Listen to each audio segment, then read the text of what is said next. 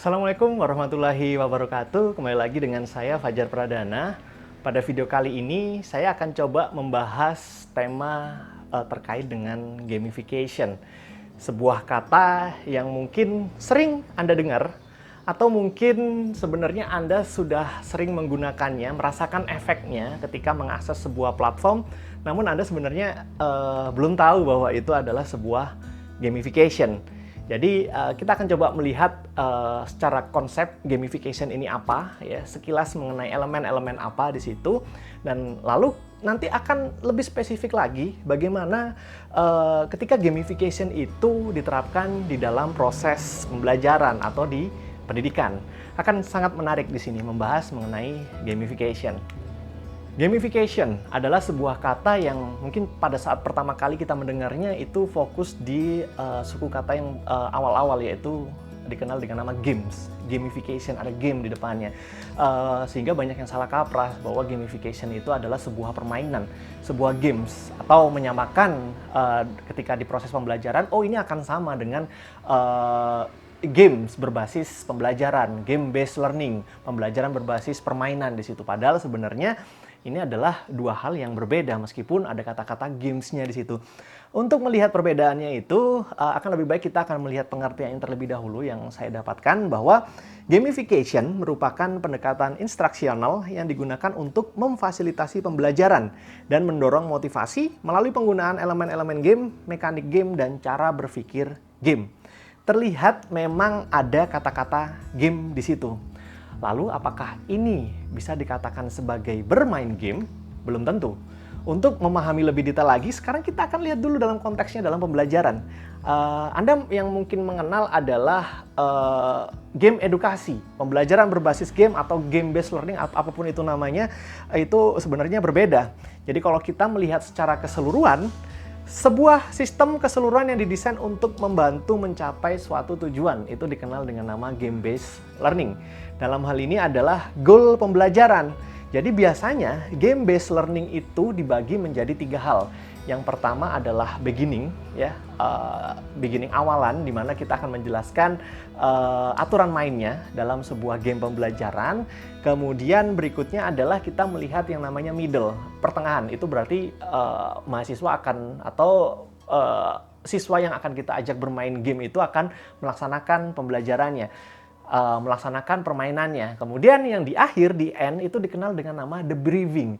Jadi briefing ulang, jadi ketika sudah selesai akan diberikan penguatan-penguatan bahwa kita tadi sudah bermain game nih, ada sisi-sisi pembelajaran yang kita bisa cermati dari situ. Nah, debriefing inilah yang itu tidak muncul di gamification. Debriefing ini yang nggak akan muncul di gamification.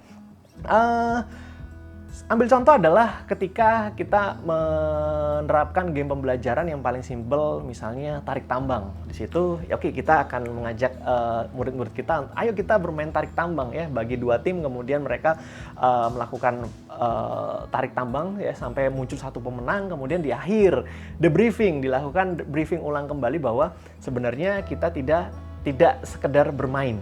Kita ada sisi pembelajaran yang bisa kita ambil dari tarik tambang tersebut.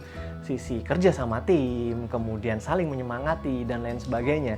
Itulah yang disebut dengan game-based learning. Nanti ada contoh-contoh yang lain yang bisa kita lihat di situ, misalnya teka-teki silang, namun dikaitkan dengan pembelajaran matematika. Kemudian banyak game-game yang lain yang bisa dimanfaatkan, tergantung dari ini akan diterapkan di pendidikan tinggi, menengah, ataupun di SD maupun di pendidikan anak usia dini. Nah, sekarang kalau kita lihat kembali ke gamification, gamification itu adalah hanya potongan kecil saja. Potongan kecil game yang itu diterapkan di kasus non-game.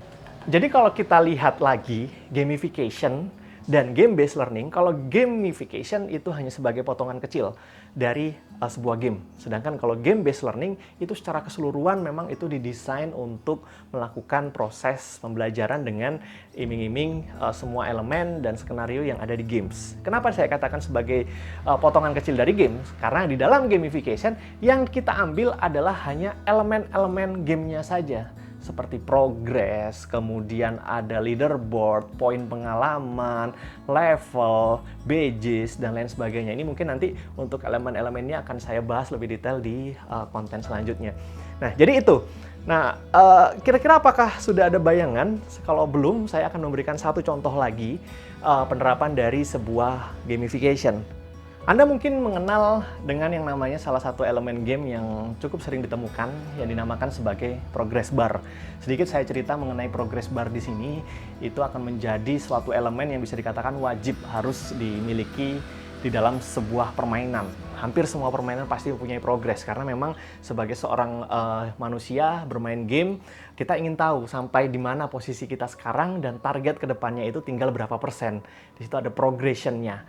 Dan ini sebenarnya kenapa ini bisa sering digunakan? Ini sebenarnya mirip dengan apa yang kita alami ketika di dunia nyata. Kita berpindah dari satu tempat dengan tempat yang lain, kita ingin tahu posisi kita sekarang di mana. Di dalam karir pun seperti itu. Tentu saja ada jenjang karir. Posisi kita sekarang ada di jabatan apa, kemudian untuk mencapai di jabatan berikutnya, apa yang perlu kita siapkan. Jadi progress bar ini akhirnya menjadi sebuah elemen penting di dalam games. Dan kenapa digunakan ya progress bar dan elemen-elemen yang lain? Itu alasannya simple. Mereka punya psikologi motivator di dalam elemen tersebut, embedded. Jadi ya sudah, ketika elemen-elemen yang ada di game itu ternyata bisa meningkatkan motivasi, kenapa nggak kita terapkan di kasus yang lain? Sekarang kita lihat, tidak hanya di game ada progress bar. Contoh paling konkret dari penerapan progress bar ini adalah ketika Anda melakukan proses pendaftaran di sebuah sosial media. Anda diminta untuk mengisi sebuah form seperti ini, ya, nama, alamat, email, dan sebagainya itu. Dan di atasnya akan ada sebuah progress bar yang ingin menunjukkan bahwa ini proses Anda baru 50%. Ini ayo cepat selesaikan agar bisa mencapai 100%. Tentu saja ini akan meningkatkan motivasi agar ya Anda harus bisa mengisi itu secara komplit. Dan beberapa aplikasi-aplikasi lain yang memang menuntut engagement dari pengguna untuk menyelesaikan aktivitas yang ditugaskan, progress bar ini sering digunakan. Nah, banyak yang paling tidak hanya progression bar di sini, ada level juga ya, level poin badges yang sebenarnya Anda tidak sadar juga bahwa itu sudah diterapkan di banyak platform e-commerce. Ketika Anda berbelanja, tentu saja Anda sebagai pembeli akan memilih penjual-penjual yang memang memiliki badge atau emblem di situ bahwa mereka adalah penjual yang bereputasi, penjual penjual Star Plus, atau penjual diamond dan lain sebagainya. Badge itulah yang harus diperjuangkan oleh penjual ya, agar membeli mereka semakin percaya untuk melakukan transaksi. Masih ada lagi poin di situ. Poin ketika Anda sudah berbelanja akan Anda mendapatkan sebuah poin pengalaman ya, poin begitu ya, experience point. Ketika sudah mencapai level tertentu, tentu saja Anda akan mendapatkan kupon-kupon yang Anda bisa tukar dengan diskon-diskon yang lain. Dan di situ ya tentu saja itu akan meningkatkan motivasi Anda akan terus berbelanja di platform e-commerce tersebut. Nah, akan sangat menarik ketika ini dimasukkan ke dalam proses belajar mengajar, ketika memang agak telat ketika ini diterapkan di dalam proses pembelajaran. Jadi bayangkan saja ketika anak didik kita ternyata sering berbelanja online, mereka ketagihan, sering bermain game. Bayangkan kalau mereka itu tidak ketagihan dengan game, tapi justru ketagihan untuk mengerjakan soal-soal yang kita berikan pada sebuah platform. Disitulah idenya, kenapa gamification ini sangat layak sebenarnya ketika itu diterapkan dalam proses pembelajaran. Nah, jika kita melihat elemen-elemen gamification, memang kalau kita lihat di bidang pendidikan, ini memang belum terlalu banyak yang membahas dari berbagai studi yang saya lihat di sini.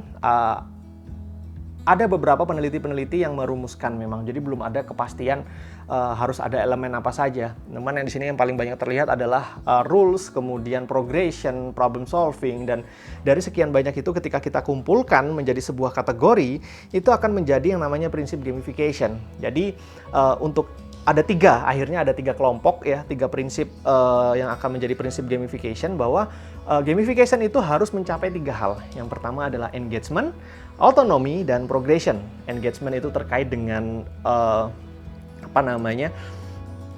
keterikatan ya, keterlibatan dari pemainnya, kemudian otonomi itu terkait dengan seberapa banyak dia bisa mengatur kontrol dari sistem tersebut ya, dia punya otonomi di situ, kemudian mereka punya kebebasan untuk salah. Nah ini penting ya, menciptakan lingkungan yang aman bagi mereka sehingga mereka mau trial and error di situ.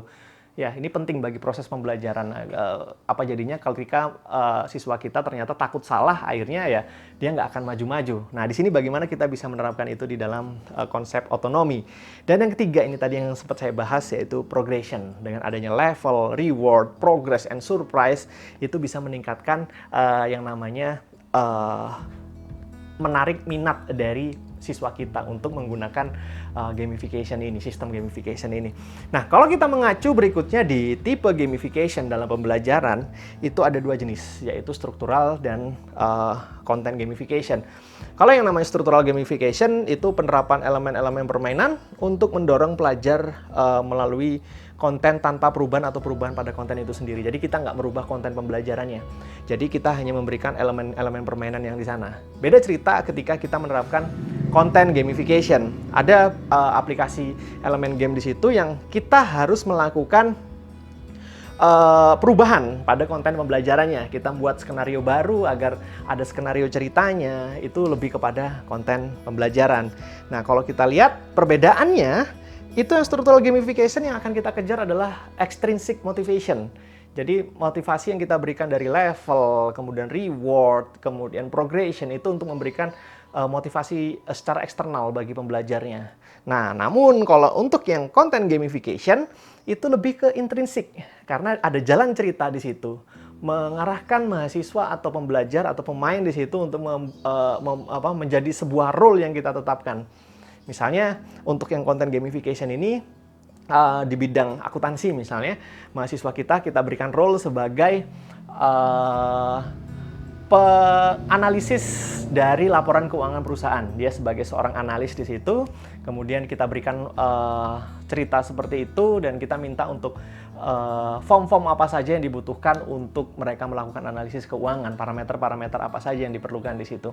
Nah, kemudian mereka akan bekerja sebagai role-nya di situ, menyelesaikan misi mereka. Nah, tentu saja di sini akan terjadi motivasi yang sifatnya intrinsik yang mereka dapatkan, memancing minat mereka. Beda halnya dengan yang struktural. Struktural di sini lebih kepada elemen-elemen yang diterapkan. Nah, kemudian kita ulang kembali mengenai prinsip utama gamification. Ada banyak hal yang kita bahas tadi sebelumnya. Kalau di prinsip utama tadi, pada intinya tetap ketiga hal, yaitu bagaimana kita bisa memelihara engagement, kemudian siswa memiliki yang namanya safe environment, ya, dan yang terakhir adalah membuat bukti kemajuan, progression. Nah, tentu saja di sini ada banyak peluang yang bisa kita lihat dengan adanya konsep gamification ini. Yang pertama adalah scaffolding pada gamification. Jadi scaffolding ini kalau di dalam dunia nyata itu adalah struktur sementara untuk menyangga gedung yang belum selesai. Sebenarnya ini mirip dengan konsepnya di dalam dunia pendidikan, bahwa scaffolding ini memberikan struktur sementara, bantuan sementara kepada siswa kita yang mengalami kesulitan. Nah, di gamification itu ada elemen yang dikenal dengan nama hints biasanya, ya kan? Ada elemen yang namanya hints, ya, bantuan. Jadi ketika mengerjakan soal-soal dari platform yang kita kerjakan, ya ketika mereka tidak bisa menyelesaikan, kita akan memberikan bantuan itu secara bertahap, ya, tahap demi tahap, tidak langsung memberikan mereka jawabnya salah, kemudian ada punishment-nya, tidak, tapi kita memberikan bantuan sementara. Ya, seperti itu konsep hints-nya.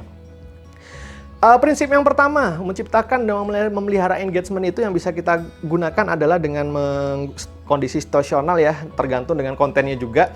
Cuman yang bisa mengarahkan ke keterlibatan siswa tadi, kita bisa menggunakan challenging, storytelling, avatar, ya, competition, dan misteri. Nah, sedangkan kalau untuk prinsip yang kedua, mendorong siswa untuk membuat pilihan, kita bisa menggunakan yang namanya minimal kontrol ataupun maksimal kontrol. Minimal kontrol bisa kita terapkan, ya, ketika memang mahasiswa kita atau pemain yang akan kita arahkan ke sistem kita itu levelnya masih pemula, masih di bidang tersebut masih pemula, dan ya ada konten itu memang perlu disajikan secara sekuensial, nggak bisa lompat-lompat, ya sudah kita berikan minimal kontrol di sini. Tapi kalau yang maksimal kontrol itu lebih kepada mahasiswa yang atau pemain yang memang sudah expert di situ ya, dan materinya memang mendukung untuk memungkinkan untuk saling berdiskusi dan tidak harus dilakukan secara bertahap dari awal sampai akhir. Ini yang maksimal kontrol. Kemudian yang ketiga, ini terkait dengan progression. Ada banyak hal yang bisa kita gunakan, earning point, leveling up, dan earning achievement. Itu mungkin bisa memberikan gambaran mengenai gamification di dunia pendidikan. Jika kita melihat kembali dari awal tadi, memang peluangnya ada di situ. Gamification sudah banyak diterapkan di banyak hal ya, di e-commerce, kemudian di sosial media, dan sistem-sistem yang lain semuanya banyak yang menerapkan hal tersebut. Nah, peluang sebenarnya agar kita bisa menyiapkan sebuah LMS, MOOC misalnya, atau e-learning yang bisa memancing mahasiswa itu untuk bersemangat, termotivasi untuk mengakses materi pembelajaran yang kita berikan. Mungkin itu yang bisa kita diskusikan, yang bisa saya sampaikan. Sampai ketemu lagi di video-video selanjutnya.